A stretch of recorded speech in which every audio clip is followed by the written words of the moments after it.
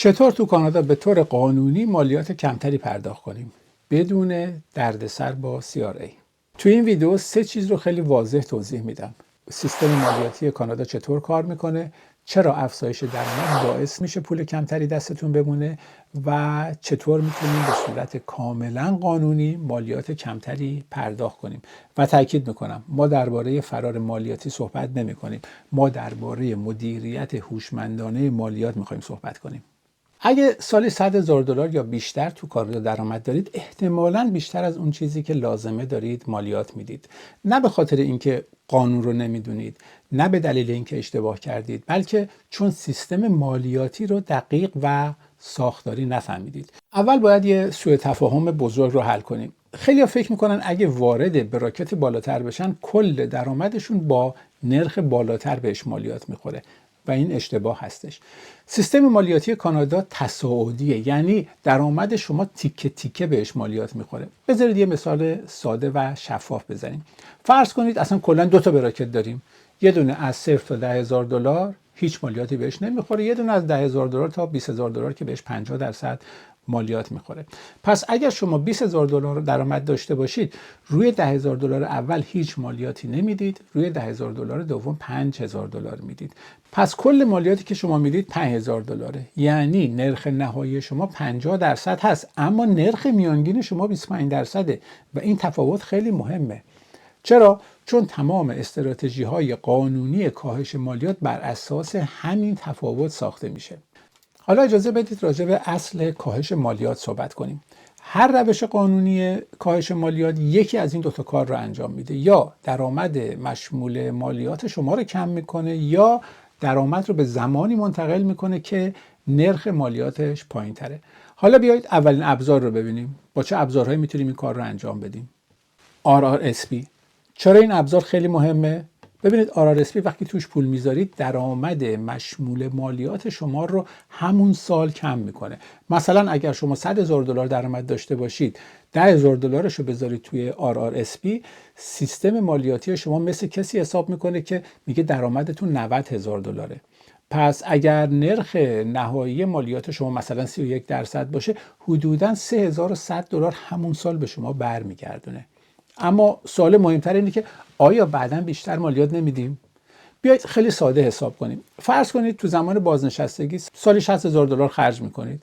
برای داشتن $60,000 خالص ممکنه حدود $70,000 برداشت داشته باشید. روی $70,000 نرخ میانگین مالیات حدود 17% میشه. پس امروز 31% صرفه‌جویی میکنید، فردا 17% پرداخت میکنید، یعنی 14% اختلاف. فقط به خاطر تفاوت براکت ها شما 14% سود ایجاد کردید بدون حتی در نظر گرفتن رشد سرمایه، که تازه این تو اصلا رشد سرمایه رو هم در نظر نگرفتیم. حالا اگر در زمان بازنشستگی زوج باشید و فرض کنید درآمدتون تقسیم بشه، هر نفر مثلا $35,000 برداشت کنه، نرخ میانگین حتی میتونه نزدیک 10% بشه.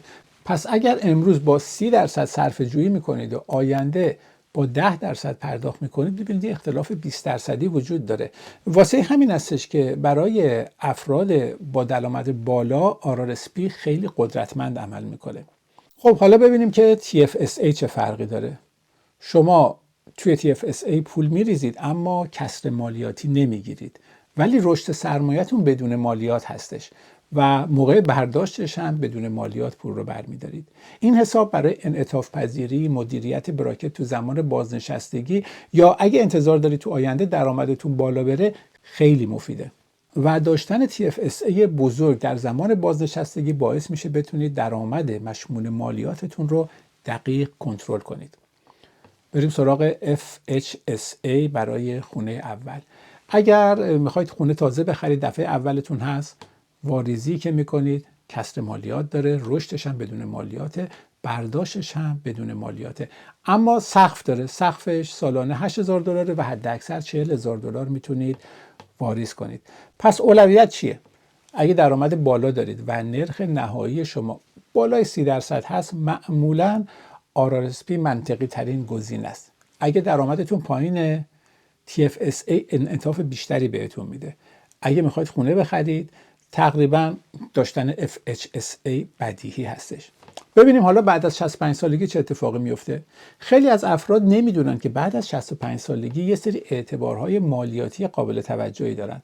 مثلا بیسیک پرسونال اماونت هست، پنشن کردیت هستش و ایج اماونت. اینها میتونه ده ها هزار دلار از درآمدتون رو عملاً بدون مالیات کنه و برای یه زوج ممکنه بیش از 50,000 دلار درآمد با مالیات خیلی کم یا نزدیک صفر داشته باشه که البته بعد راجع به این موضوع بعداً بحث بکنیم. و در نهایت بریم سراغ خونه اصلیتون. تو قوانین فعلی سود فروش خونه اصلی 100% معاف از مالیاته.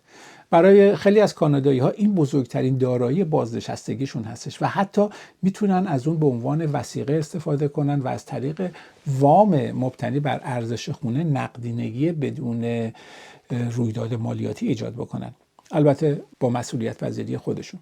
حالا بیا جمع‌بندی کنیم. کاهش قانونی مالیات یعنی فهم سیستم مدیریت، زمانبندی استفاده از حسابهای درست و استفاده از اختلاف بین نرخ نهایی و نرخ میانگین. ببینید این فرار مالیاتی نیست، این یه برنامه ریزی هوشمندانه است.